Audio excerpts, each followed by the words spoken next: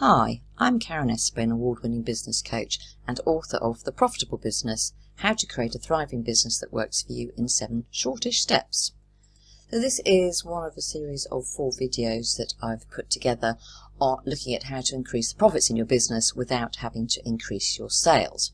And this is video number 3, looking at how to cut your costs in order to increase your profits. A quick review for people who haven't seen these videos before is there are 4 ways that you can increase profits in your business.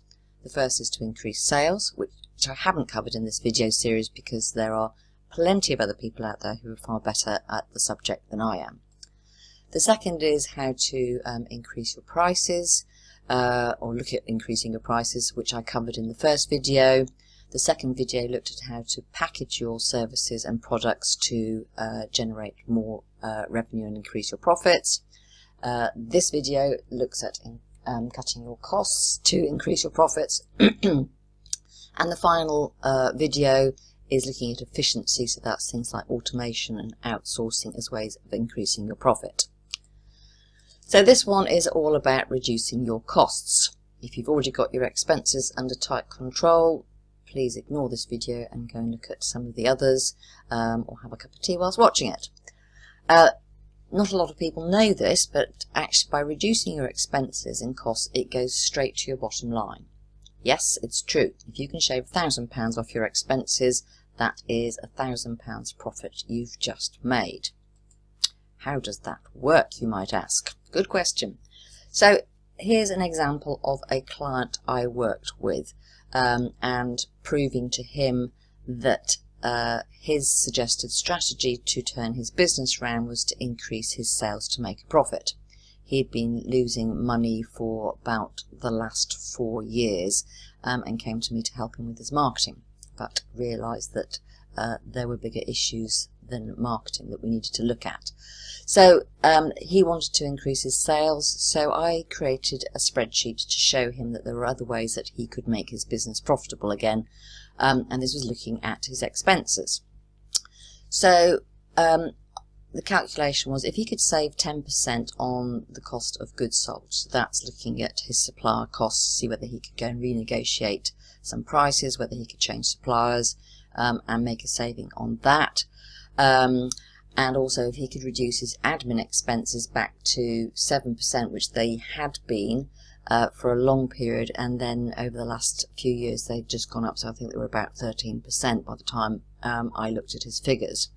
So if he could look at reducing his admin expenses back to where they were, and reduce the cost of goods sold by 10%, he could make £2.8 million saving a year. He wouldn't need to make any extra sales, and as a result this would result in a profit of 1.45 million on the basis that he had exactly the same sales as he did the year before. This middle one is just a variation on the theme. It's an in-between variation, just to again show that if he could just make some savings he could still go into profit. But I also calculated that for him to make a profit by just increasing sales and ignoring this, assuming all other costs and expenses went up in proportion to the extra sales, he would need to make an additional £7.25 million in sales in order to just about break even here. So I know which one I'd be going for if I was looking at trying to turn my business around. I would be looking at the costs and the expenses and working on those as a first point of call before I looked at increasing my sales. So nice short video. So in terms of your action is to have a look at your own expenses. Are there things that you're paying for that you no longer use? So I did this exercise about a year or so ago, and you would be surprised at the little things that just sort of sneak in that you don't look at. So that's those sort of monthly subscriptions to those little apps that you thought were going to change your life or make a big difference to your business that you've actually never used. It's only £10 here, £20 there, so it never feels like it's very much, but actually you'd be surprised at how quickly it adds up. And when I did the exercise, I managed to save about £500, which was not a vast amount of money, but that's the cost of a holiday. Or you could put it towards getting some marketing done, or put it into your reserves to act as a buffer against the the months when not so much money is coming in. The other thing to look at is whether you are paying your suppliers too much. And this is particularly true of business owners who have an office. So that's looking at things like your utilities, your broadband, your telephone costs, your stationery, and if you use card payment, handsets, for example, looking at those. So I always recommend to my clients that they get in an expense reduction analyst, and they can come in and review all these different costs that you've got and come back to you with alternatives that hopefully will result in you saving some money. They don't take any money off you. They generally work on the basis that they will get their money from the suppliers. Others have different models for how they work, but the ones I use work on that model. So really do go and have a look at those sorts of costs. So particularly if you have an office, you'd be surprised at the savings you could make. And this isn't really directly about making you more profitable, but it does affect your cash flow, which is always a good thing, is to make sure that you get paid by your customers before you have to pay your suppliers. Otherwise it could cause all sorts of problems. And in general rules, there's no reason why you shouldn't get paid by your customers first. A lot of my clients have to pay me in advance.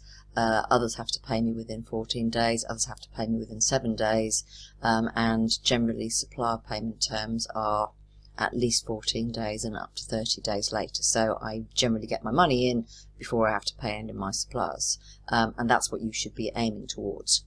Of course, there are some situations where that doesn't work. When I ran a consultancy practice in the city, the banks refused to pay on anything less than 90-day payment terms, and we had to pay our customers on a 30-day, our contractors on a 30-day cycle.